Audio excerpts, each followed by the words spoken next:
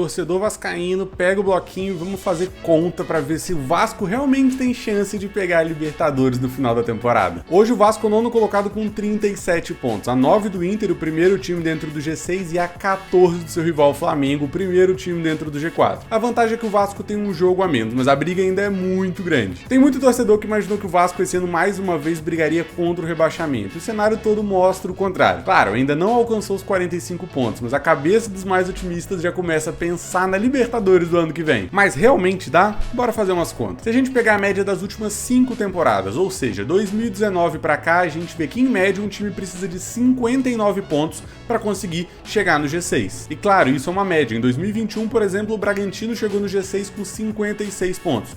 Por outro lado, em 2019, o São Paulo somou 63 para entrar entre os 6 primeiros da competição. Mas acho que fica muito claro, né? Com o aproveitamento atual, não dá. Com esse aproveitamento, o Vasco chega aos 50 pontos e ainda ficam faltando 9 para conseguir brigar pela Libertadores. E pensando nos 10 jogos que faltam, ou seja, esses 30 pontos possíveis, o Vasco para chegar nos 59 precisa somar 22 pontos. No pior dos casos, 6 vitórias e 4 empates, ou para os mais otimistas, 7 vitórias e 1 empate, e ainda teria o luxo de perder mais 2 joguinhos. Mas bora ver o calendário para ver o que é possível fazer dentro disso. O Vasco ainda tem 10 jogos, pega o São Paulo fora, o Cuiabá em casa, o Bahia em casa, o Botafogo fora, o Fortaleza fora, o Inter em casa, o Corinthians fora, o Atlético Goianiense em casa, o Atlético Mineiro em casa e fecha o campeonato jogando fora contra o Cuiabá. Vencer os jogos que estão em verde para mim são obrigação para quem quer brigar pela Libertadores, ou seja, ganhar do Cuiabá em casa, do Cuiabá fora e do Atlético Goianiense em casa. O problema é que faltam mais 3 vitórias, então precisaria somar 3 vitórias dentre os times que estão em amarelo.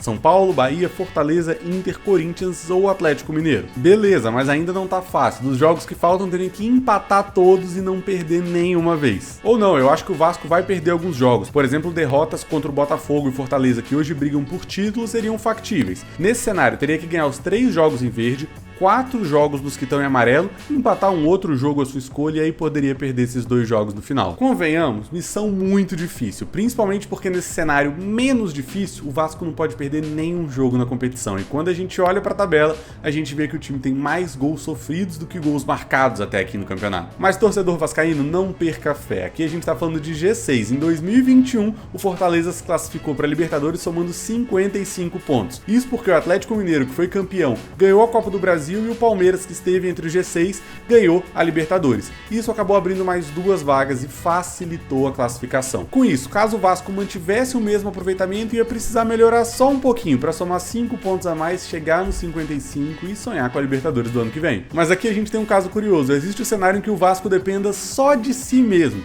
Isso porque caso reverta o placar contra o Atlético Mineiro na Copa do Brasil e consiga chegar à final, vai depender só de si para ser campeão e se classificar direto para a Libertadores. Agora, caso isso não aconteça, torcedor vascaíno, se prepara, porque é possível que você tenha que torcer ou pro Flamengo ganhar a Copa do Brasil ou pro Botafogo ganhar a Libertadores para esse G6 virar G8. Você tá disposto a isso?